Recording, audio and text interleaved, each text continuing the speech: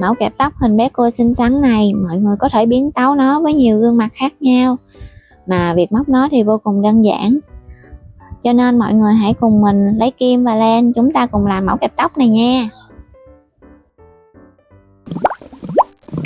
Nếu bạn cảm thấy những gì mình chia sẻ trong video này thực sự hữu ích với bạn thì hãy nhấn nút thanh bên dưới nha. Sự ủng hộ của bạn dù rất nhỏ thôi nhưng lại là động lực rất lớn để mình có thể tiếp tục duy trì kênh và dành nhiều thời gian tâm huyết để mà mang đến cho bạn nhiều hướng dẫn dễ thương và chất lượng hơn nữa. Cảm ơn bạn vì đã ở đây, đã xem đến video đến cuối và đồng hành cùng mình trên hành trình móc len này. Thật lòng biết ơn các bạn rất nhiều.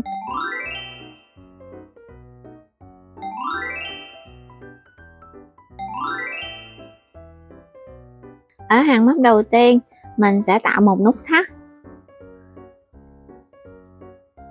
Và từ nút thắt này mình sẽ móc lên 9 mũi bính. 1 2 3 4 5 6 7 8 và 9. Lúc này mình sẽ quay lại từ chân thứ hai tính từ kim 1 2. Mình sẽ móc vào đây. Mình sẽ móc vào đây là một mũi đơn. Sau đó những chân móc tiếp theo mình sẽ móc mỗi chân móc là một mũi đơn và mình sẽ móc 7 mũi đơn. Mình sẽ vừa đếm và vừa móc 2 3 4 5 6 7.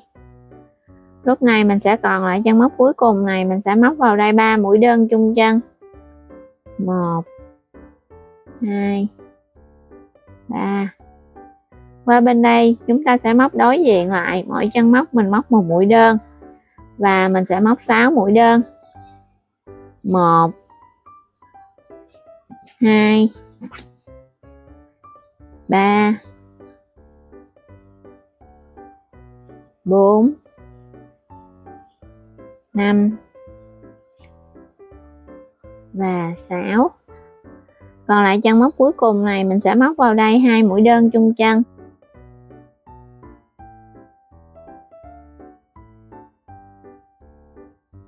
Lúc này mình sẽ gỡ kim đánh dấu và móc mũi dời vào chỗ kim đánh dấu đó. Như vậy là mình đã kết thúc hàng móc thứ nhất. Hàng móc thứ hai, trước hết mình sẽ lên một mũi bính. Ở chân đầu tiên này mình sẽ móc vào đây là 2 mũi đơn chung chân. Mình sẽ gọi nó là mũi tăng. Đánh dấu lại mũi đơn đầu tiên này. Tiếp theo mình sẽ móc mỗi chân móc là một mũi đơn và mình móc 6 mũi đơn. 1 2 3 4 5 6. Đến đây mình sẽ móc 3 mũi tăng.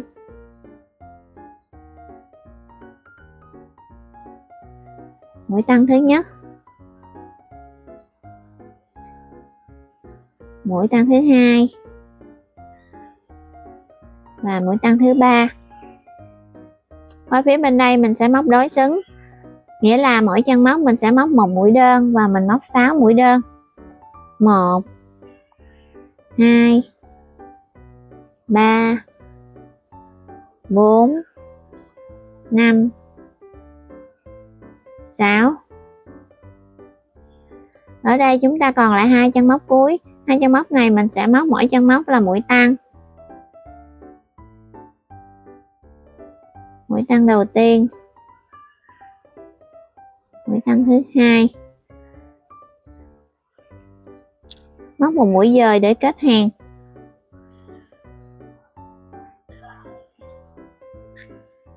Hàng móc thứ ba, lên một bính. Ở chân đầu tiên này mình sẽ móc vào đây một mũi đơn. Chân tiếp theo mình sẽ móc mũi tăng.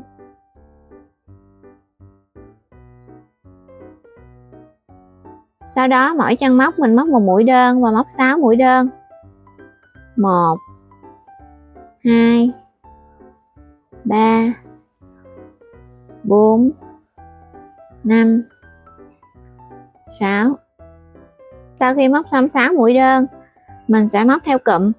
Trước hết mình sẽ móc một mũi đơn ở chân tiếp theo. Chân kế bên mình sẽ móc mũi tăng.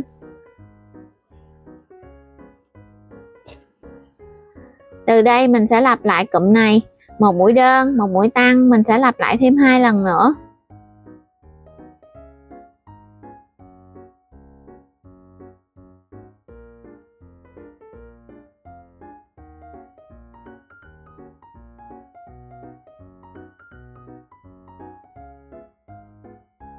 Sau đó mình móc mỗi chân móc là một mũi đơn và móc 6 mũi đơn.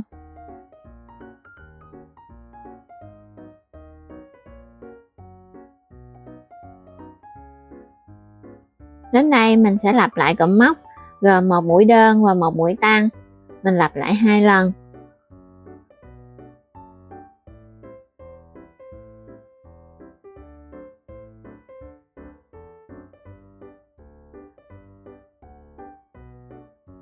Móc mũi dời để kết hàng. Hàng móc thứ tư, móc lên một mũi bính. Ở chân móc này mình sẽ móc luôn một mũi đơn.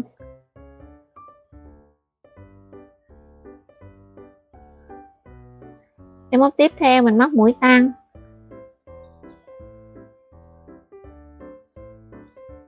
Và chân móc kế bên mình móc mũi đơn.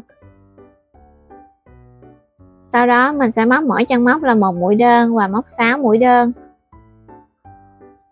2 3 4 5 và 6. Sau khi móc xong 6 mũi đơn, mình sẽ móc theo cụm. Trước hết mình sẽ móc một mũi đơn. Kế đến mình móc mũi tăng. Sau đó móc một mũi đơn. Mình sẽ lặp lại cụm móc bao gồm một mũi đơn, mũi tăng và mũi đơn. Mình sẽ lặp lại thêm 2 lần nữa.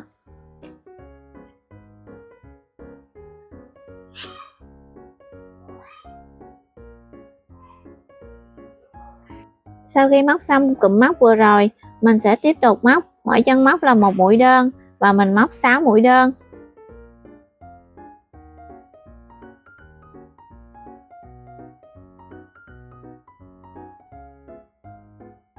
Lúc này mình sẽ lặp lại cụm móc như lúc nãy và mình sẽ lặp lại cụm móc đó 2 lần.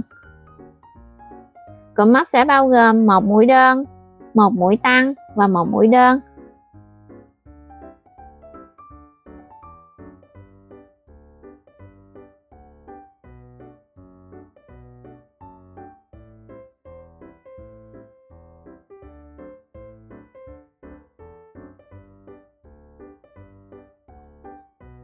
Móc mũi dời để kết hàng.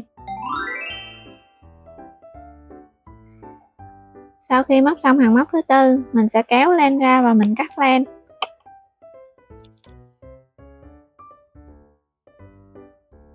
Kéo đoạn len thừa này xuống phía dưới. Từ điểm móc mũi dời này mình sẽ đếm tiếp đến 15 mũi. 1, 2, 3, 4, 5, 6, 7, 8, 9, 10, 11, 12, 13, 14, 15. Ở mũi thứ 15 này mình đưa kim qua và mình sẽ nối phần len vào.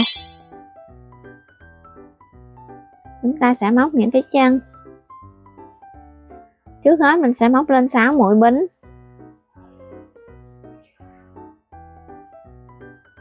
Quay lại từ chân thứ hai này, mình móc mũi dời. Và chúng ta sẽ móc mỗi chân móc là một mũi dời.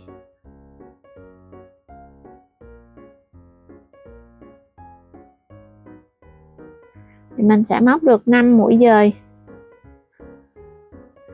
Đến đây, qua phần thân chính này mình sẽ bỏ đi một chân và mình qua chân tiếp theo, mình móc một mũi dời.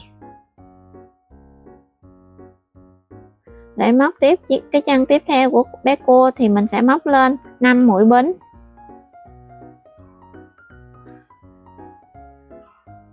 Mình cũng móc từ chân thứ hai tính từ kim này và mình móc mũi dời. Mỗi chân móc mình móc một mũi dời và chúng ta sẽ có được là 4 mũi dời.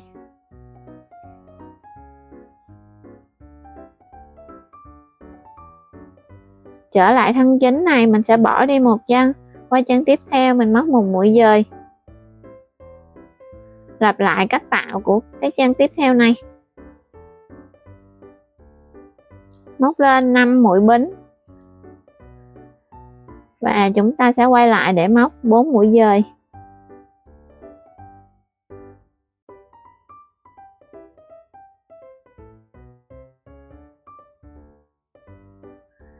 Sau đó mình sẽ móc mũi dời vào thân chính này. Qua chân tiếp theo này, đây, chỗ này ha. Mình móc một mũi dời. Và như vậy là mình kết thúc cái phần chân của bé cua. Mình sẽ cắt len đi.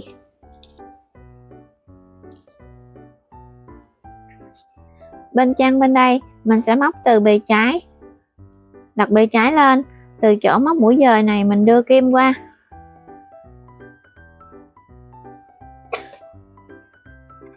Chúng ta sẽ nối len lên và cách móc tương tự. Ở cái chân đầu tiên thì mình sẽ móc lên là 6 mũi bính. Quay lại mình sẽ móc mỗi chân móc là một mũi dời. Và chúng ta sẽ móc được 5 mũi dời.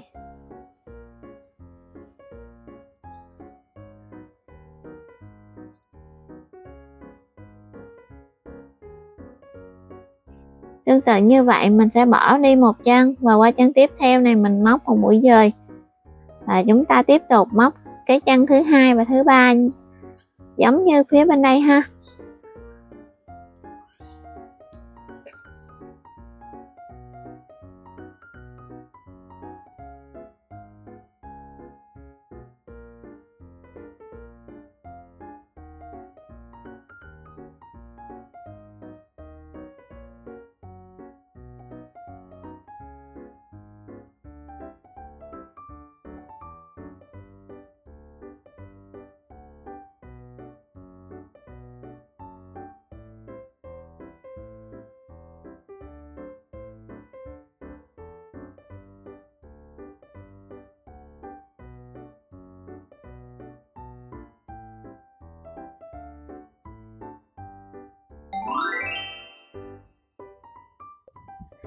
Đối với phần mắt của bé cua thì mình sẽ sử dụng len màu trắng này.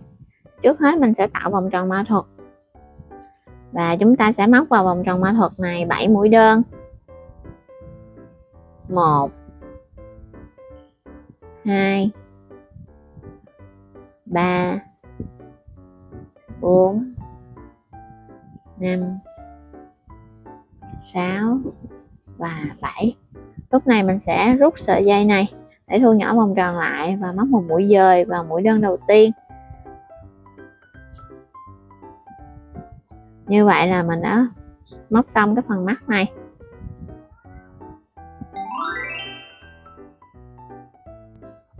Bây giờ mình sẽ dán hai con mắt vào.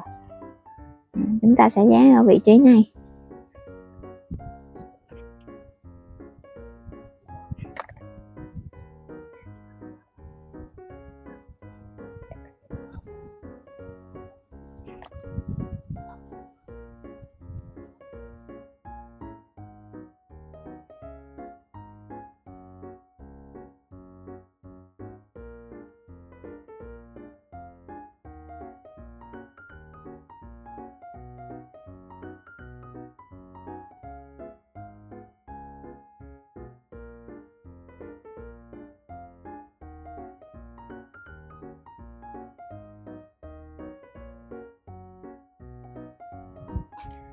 Bây giờ mình sẽ dán vào phôi kẹp. Mình sử dụng phôi kẹp có kích thước là 5 cm. Bây giờ mình sẽ ướm nó vào như thế này. Rồi sau đó mình sẽ bấm keo và dán nó.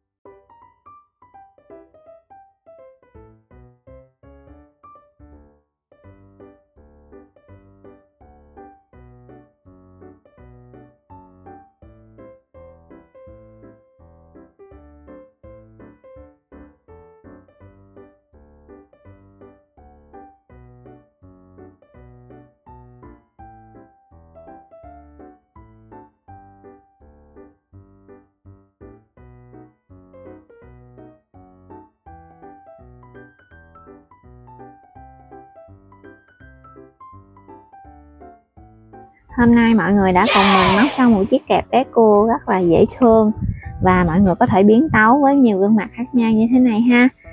Cảm ơn mọi người đã xem hết video và cùng mình móc len ngày hôm nay.